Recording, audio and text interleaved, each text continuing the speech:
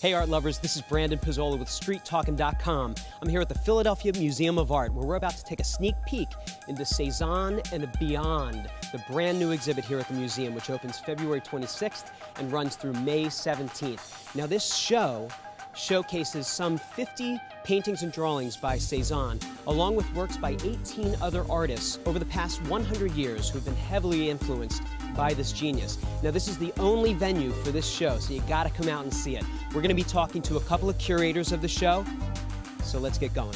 Come with me. We're here with Kathy Sachs, who's the adjunct curator for Cezanne and Beyond. What makes Cezanne such an important artist? Cezanne is important as we go into the 20th and 21st century because all the artists look back to him as really the beginning of something different and something new. He was an artist who in Aix-en-Provence really, even though he went to Paris many times, he really went home and spent a lot of time in his own environment where he felt safe and could experiment. But he began to look at the world differently. He began to take an image and actually make a painting from that image. So at the same time you're aware of what he was painting, you're also aware of how he painted it. He wanted to get his sensations out. That means his feelings about what he was looking at out onto the canvas. So artists, much more contemporary artists of modernism, etc., wanted also to realize they had that ability now to get their personal feelings out on the canvas any way they wanted to.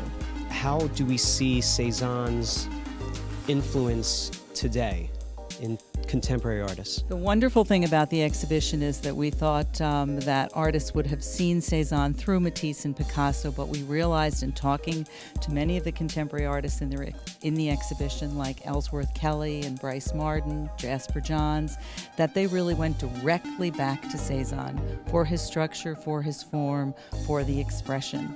And they each talk about them. Bryce Marden called Cezanne my hero.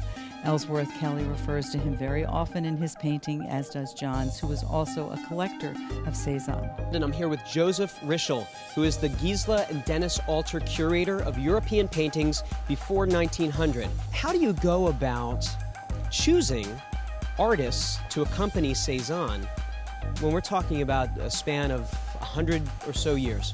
For a long time, in this very happy community of artists, critics, curators, etc., we've been kicking this ball around for a long time, since the mid-90s, just getting consensus, and there was consensus really, about, for example, John Elderfield, who's head of the painting department at the Museum of Modern Art, he loves many things, but he's written brilliantly and thoughtfully about Picasso.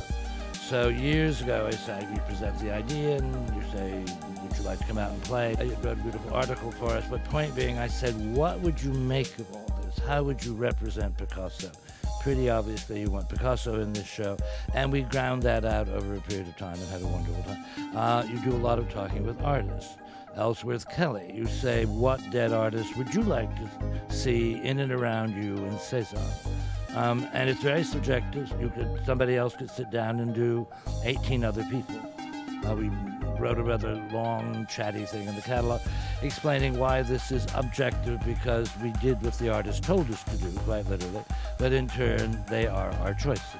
Cezanne and Beyond. It opens February 26th and runs all the way through May 17th, so come check it out. And again, this is the only venue that you can see this fantastic world-class exhibit. Come take a look. I'm Brandon Pizzola for StreetTalking.com. See you at the next opening.